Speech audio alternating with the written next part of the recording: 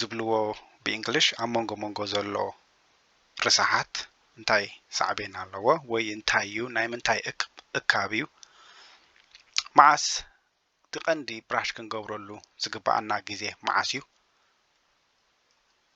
ብኸመይ ከ ብትኽክል ስንና ክንሓጽቦ ይግባአና ኣብዚ ስእልታት ኣለና ክንሪኦ ኢና ቱዝ ብራሽ ንጥቀመሎም ናይ ኤሌክትሪክ ይኹን ወይ ከዓ ማኑዋል ከመይ ዓይነት እዮም ወይ ኣየናይቲ ዝበለፀ ክንጥቀመሉ ዝግባአና እንታይ ዓይነት ቱዝ ፔስት ወይ ከዓ ኮልጌት ንብሎ ንሕና ክንጥቀም ኣለና ኣየናይ ዓይነት ብፍላይ ማለት እዩ ማውዝ ዋሽ ወይ ከዓ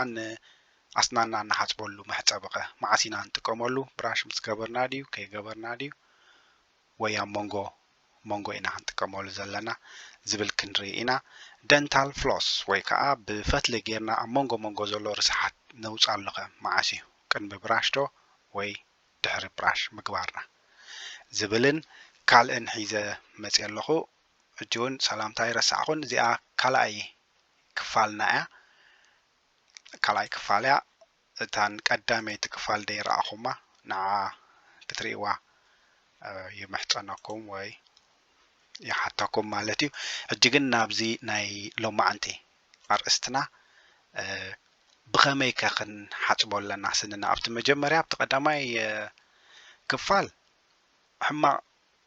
ጨና ድገብር ኣፍ ብኸመይ ከነወግድ ኣለና ወይ እንታይ ዓይነት እንታይ ጌርና ኢና እቲ ጨንኡ ናብ ንቡር ንመልሶ ዝብል ርኢና ነርና ሎማዓንቲ ከዓ ብኸመይ ክንሓጽቦ ኣለና እቲ ኣገባብ ዝና ብራሽ ክንገብር ከለናሲ ጽቡቕ ኣለና ዲና ከምዚ ንሓጽቦ ዘለናስ ዋላ ኣገባብ ኣለዎ እዩ ንዝብል ኢና ክንርኢ ማለት እዩ ሕጂ መጀመርያ ፕላግ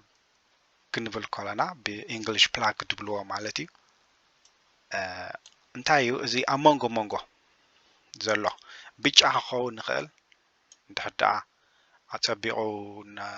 እንድሕር ሓጸብናዮ እንድሕር የውፃናዮ ናብ ከምዚ ብጫ ክኸውን ንኽእል እንድሕር በብግዚኡ እውን ናይ 2 መዓልቲ 3 መዓልቲ እንድሕር ኮይኑ እውን ጻዕዳ ክኸውን ንኽእል ስለዚ እዚ ፕላግ እዚ እዚኦም እንታይ እዮም ባክቴርያ እዮም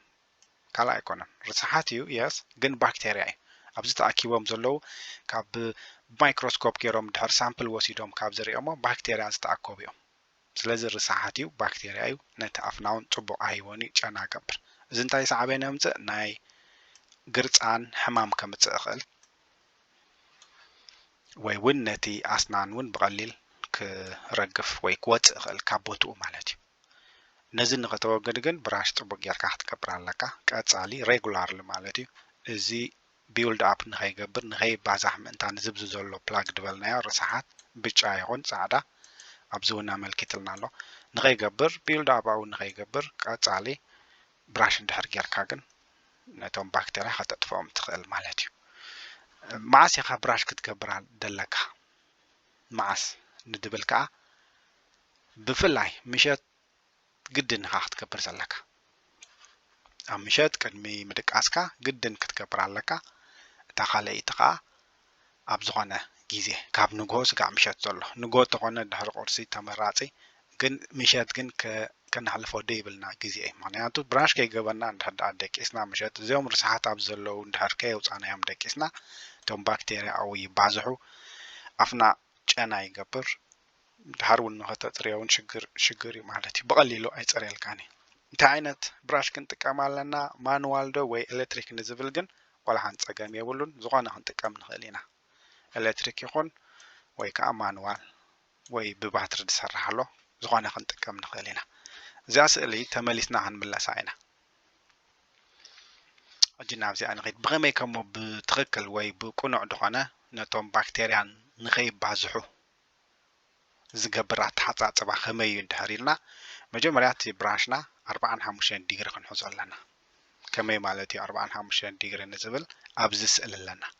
ከምዚ ማለት እዩ ትኽ ድበለ ደይኮነ 180 ዲግሪ ትኽ ዝበለ ደይኮነ ከምዚ ንሪኦ ዘለና ኣብዚ 45 ዲግሪ ከምዚ ክንሕዞ ኣለና ስለምንታይ ሓደ ብቐሊሉ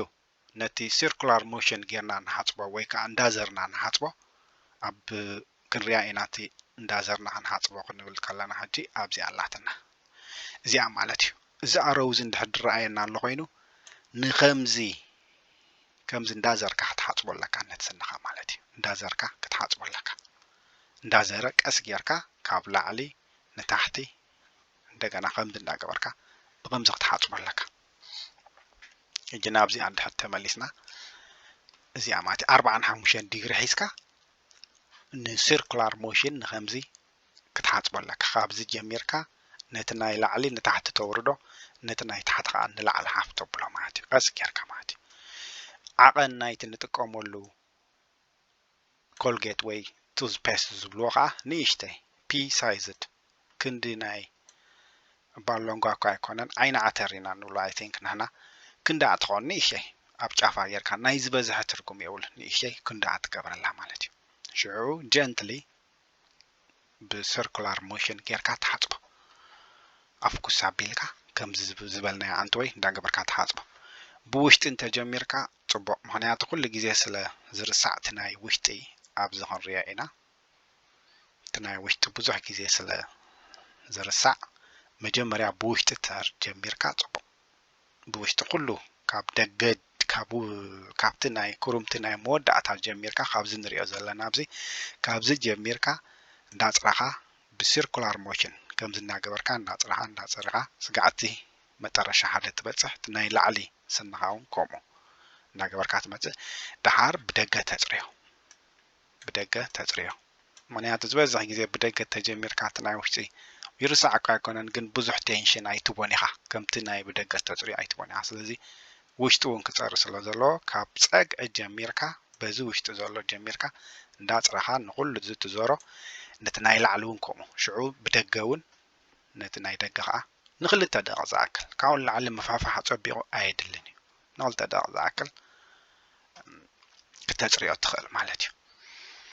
ካልእ እንታይ ክትገብር ትኽእል ሽዑ ነቲ ናይ ላዕሊ ከዓ ነቲ ናይ ኩሩምቲ ከዓ ማለት እዩ ንቅድሚትን ድሕሪትን እንዳገበርካ ነቲ ትሕይኸሉ ንዑ ከዓ ፎከስ ጌርካ ተጽርዮ ሽዑ ዓፍራ ክገብር እዩ ዓፍራ ምስ ገበረ ነቲ ዓፍራ ተውፅኦ ሕጂ ሽዑን ምጉጽጋጽ ማይ ጌርካ ኣይድልየካን እዩ ምክንያቱ ነቲ ፍሎራይድ ድበልናዮ ኣብቲ መጀመርያ ቪድዮና ነቲ ፍሎራይድ ሓጺብካ ተውፅኦ ስለ ዘለካ ትርጉም የብሉን ብራሽ ከምዘይ ገበርካ እዩ ማለት እዩ እንታይ ደኣ ትገብር ነቲ ዓፍራ ተውፅኦ መልሓስካ ተጽሪ ሽዑ በቃ ትገድፎ ማለት እዩ እንድሕር ማይ ጌርካ ጎጽጊጽካዮ ግን ነቲ ግርጻንካ ድሕር ሓጺብካ ተውፅኦ ደሊኻ ግን ነቲ ንግርጻንካ ድሕግዘካ ነቲ ፍሎራይድ አንቲባክቴሪያ ዝኾነ ንዑ ሓጺብካ ስለ ተውፅኦ ዘለካ ነቲ ስኒ ብቐሊሉ ክወድቕ ይኽእል እዩ ምስ ግዜ ማለት እዩ ስለዚ ብራሽ ጌርካ በዚ ከምዚ ዝበልናዮ ካብ ሓደ ስጋብ 6 ዘሎ ተኸቲልካ እንዳገበርካ ኣብ መወዳእታ ግን ነቲ ዓፍራ ጥራሕ ኢኻ ተውፅኦ እምበር ማይ ጌርካ ወይ ማውዝ ዎሽ ጌርካ ሓጺብካ ኣይተውፅኦን ኢኻ ስለምንታይ እቲ ፍሎራይድ የድልየካ እዩ ነቲ ስንኻ ይኹን ንግርጻንካ የድልዮ እዩ ኣብኡ ነቶም ባክቴርያ ምእንታን ኣብኡ ንኸይፋረዩ ክበልዖም ኣለዎ ኣብኡ ክጸንሕ ኣለዎ ማለት እዩ ኦኬ ከምዚ ብዚ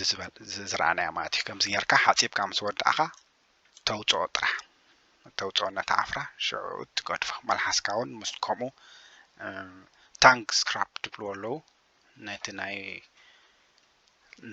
መልሓስ መጽረይ ብኡ ጌርካ ከዓ ተጽርዮ ማለት እዩ እንታይ ዓይነት ብራሽ ክንጥቀም ኣለና ድሕር ኢልና እቲ ብራሽ ናይ ኤሌክትሪክ ክንጥቀም ንኽእል ኢልና ኣለና ኣንተ ወይ ከዓ ብባትሪ ትሰርሕ ወይ እውን ኖርማል ብማኑዋል ትሰርሕ ክንጥቀም ንኽእል ኢልና ኣለና ካልኣይ ኣብቲ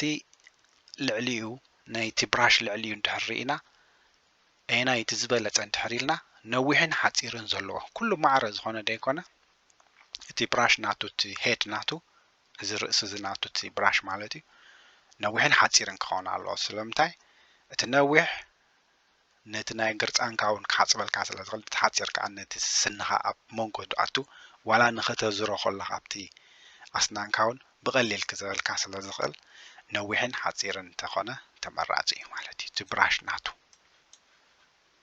ካልኣይ ማእከላይ ቁመት ኣለዎ ነዊሕ ደይኮነ ወይ ኣጸቢቑ ንእሽተይ ዝኾነ ደይኮነ ማእከላይ እዚ ርእሱ ሲ ንእስ ዝበለ ኮይኑ ማእከላይ ክኸውን ኣለዎ ማለት እዩ ንዝኾነ ሰብ እዚ ጽቡቕ እዩ እንታይ ዓይነት toothpaste ወይ ከዓ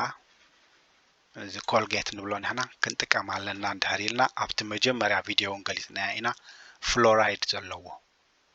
ፍሎራይድ ኬሚካል ናቱ ፍሎራይድ ሕዋስ ዘለዎ ክንደይ እንድሕሪልና 1350 parts per million እዚ ድሓን ብዙሕ complicated ከይኮነና ብዙሕ ኣይንገደሰሉ ግን ፍሎራይድ ከም ዘለዎ እሞ ከዓ ክንድዚ ዝኣክል ኣብ ሚሊዮን ፓርት ኣብ 1 ሚሊዮን ፓርት 1350 ዝኣክል ደለዎ ፍሎራይድ ደለዎ ሕዋስ ክኸውን ኣለዎ ካብኡ ንታሕቲ ኮይኑ ጽቡቕ ኣይኮነን ነቲ ስንና ነቶም ባክቴርያውን ዕድል ህቦም ኣብኡ ንኽፋረዩ ማለት እዩ ስለዚ ንዓበይቲ ከምዚ ክኸውን ኣለዎ እቲ ናይ ፍሎራይድ ኣብቲ ኮልጌት ድርከብ ማለት እዩ ንናእሽቱ ኸ እንድሕሪልና ንኣሽቱ ካብ 7 ዓመት ንላዕሊ ዘለዉ ካብ 1350 ስጋብ 1500 parts per million ፍሎራይድ ድሕር ኣለዎ ጽቡቕ 6 ዕድሚኦምን ካብኡ ንታሕትን ዝጎርፍ ስኒ እንድሕር ደይብሎም ኮይኑ ግን ክሳብ 1,000 parts per million ፍሎራይድ ደለዎ ብቲ ኮልጌት ክጥቀሙ ይኽእሉ እዮም ማለት እዩ ኦኬ ኩሉ ግዜ ኣብቲ ፓኬጅ ናቱ ብቲ ባክኡ ክንሪኦ ንኽእል ኢና ክንደይ ፍሎራይድ ኣለዎ ስለዚ እዚ ኩሉ ግዜ ክንድዚ ዝኣክል ክህልዎ ኣለዎ ካብዚ ንታሕቲ እንድሕር ኮይኑ ንዓበይቲ ጽቡቕ ኣይኮነን ካብዚ ንላዕሊ እንድሕር ኮይኑ እውን ንኣሽቱ ጽቡቕ ኣይኮነን ስለዚ እዚ ክንሪኦ ኣለና ማለት እዩ ካልእ እዚ ማውዝ ዋሽ ኣብቲ ዝሓለፈት ስላይድ እውን ገሊጽናያ ኢና ብራሽ ምስ ገበርና በዚ ጌርና ክንሓጽቦ የብልናን ልክዕ ብራሽ ምስ ገበርና ልክዕ ከምቲ ብማይ ጌርና ክንሓጽቦ የብልናን ዝበልናዮ ዋላ ናይ ፍሎራይድ ሕዋስ ይሃልዎ እዚ ማውዝ ዋሽ ዋላ ይሃልዎ ብኡ ጌርና ክንሓጽቦ የብልናን በዚ ጌርና ክንሓጽቦ የብልና ማዓስዳ እዚ ማውዝ ዋሽ ክንጥቀመሉ ኣለና እንድሕሪልና ንኣብነት ዋላ ድሕሪ ምሳሕ ክኸውን ይኽእል ምሳሕ ምስ ተመሳኻ ዲ ወይ ዝኾነ ካልእ መግቢ ምስ በልዓኻ ሞጨና ብርቱዕ ዘለዎ መግቢ እንድሕር ኮይኑ እዚ ጥራሕ ብዘይ ብራሽ ምግባር እዚ ጥራሕ ጎጽ ጌጽካ መጀመርያ ማይ ጌርካ ተሓጽቦ ድሓር ከዓ እዚ ከዓ ጎጽ ጌጽካ ትጎድፎ ትኽእል ኢኻ ብራሽ እንድሕር ደኣ ትገብር ኣለኻ ኾንካ ግን በዚ ጌርካ እውን ተመይስካ ሓጺብካ ምውፃእ የድልየካን እዩ ዝበዝሕ ሰብ ኣይ ቲንክ ከምኡ እዩ ዝገብር ብራሽ ይገብር መልሓሱ የጽሪ ኣብ መንጎ ደሎ ስናኑ ኣውፅዩ እንደገና በዚ ዝሓጽቦ ግን ትርጉም የብሉን ስለምንታይ ነዚ ፍሎራይድ ድበልናዮ ኣብቲ ነቲ ግርጻንካ ትሕግዝ ዋላ ነቲ ስንኻ ንኸይመልቕ ትሕግዘካ ኣብኡ ነቶም ባክቴርያ ንኸይራብሑ ድከላኸሎም ነዚ ሓጺብካ ተውፅኦ ስለ ዘለኻ ጽቡቕ ኣይኮነን ዋላ ሕዋስ ብፍሎራይድ ሕዋስ ዘለዎ ዝተሰርሐ ማውዝ ዋሽ ዋላ ይኹን ማለት እዩ እዚ ኣብ ብራሽ ደይ ንገብረሉ ግዜ ጥራሕ ክንጥቀመሉ ኣለና ማለት እዩ ምክንያቱ ስትሬት ኣዌይ እንድሕር ተጠቒምናሉ ብራሽ ጌርና ትርጉም የብሉን እቲ ስኒ ዳርጋ ከምዘይተሓፀበ እዩ እቲ ተረፍ መግቢ ክወፅእ ይኽእል እዩ ግን እቲ ክጸንሕ ዝግብኦ ፍሎራይድ ነቲ ግርጻንካን ኣስናንካን ክሕግዞ ዝኽእል ግን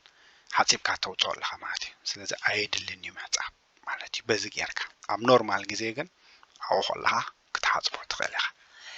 እዚ ደንታል ፍሎስ ድብልዎ ኸ ብገመድ ጌርካ ኣብ መንጎ ደሎ ከም ዝብዚ ንሪኦ ዘለና ምጽራይከ መዓስ ክንገብሮ ኣለና ንዝብል ቅድሚ ብራሽ ምግባርካ ነዚ ኣብ መንጎ ደሎ እንድሕር ኣውፂኻዮ ነዚ መንጎ ደሎ እንድሕር ኣውፂኻዮ ቅድሚ ብራሽ ምግባርካ ብራሽ ምስ ገበርካ ከዓ እንታይ ይኸውን ነቲ ኣብ መንጎ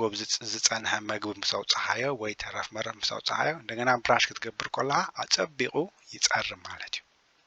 ተረፍ ደይብሉ ይኸውን ምስ ጸረየ ከዓ ንሱ ሽዑ መልሓስካ እውን ከምኡ መልሓስካ ሽዑ ኣብ መወዳእታ ኩሉ ምስ ወዳእኻ እውን መልሓስካ ከዓ በቲ ታንክ ስክራፕ ድብልዎ ብኡ ጌርካ ካብ ውሽጢ ንደገ ቀስ ጌርካ ጀንትል ጌርካ እንዳሰሓብካ ተጽሪዮ ማለት እዩ በቃ ሽዑ እዚ ዝበልናዮ ኣንቲ ወይ ማውዝ ዋሽ ጌርካ ምሕጻብ ኣየድልየካን እዩ ስለምንታይ ነቲ ፍሎራይድ ሓጺብካ ተውፅኦ ስለ ዘለኻ ማለት እዩ ከምዚ እንድሕር ጌርና እንታይ ክንገብር ንኽእል ጥራሕ ነቲ መግቢ ጥራሕ ደይኮነ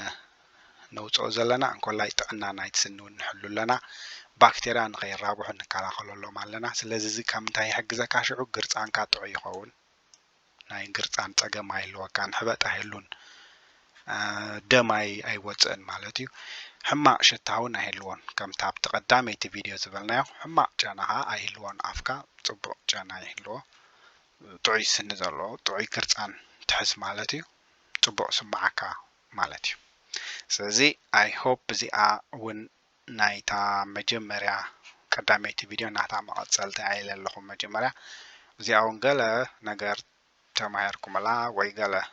ዘይትፈልጥዎ ፈየጥኩም ክትኮኑ ተስፋ ይገብር ንምክትታልኩም የመስግነኩም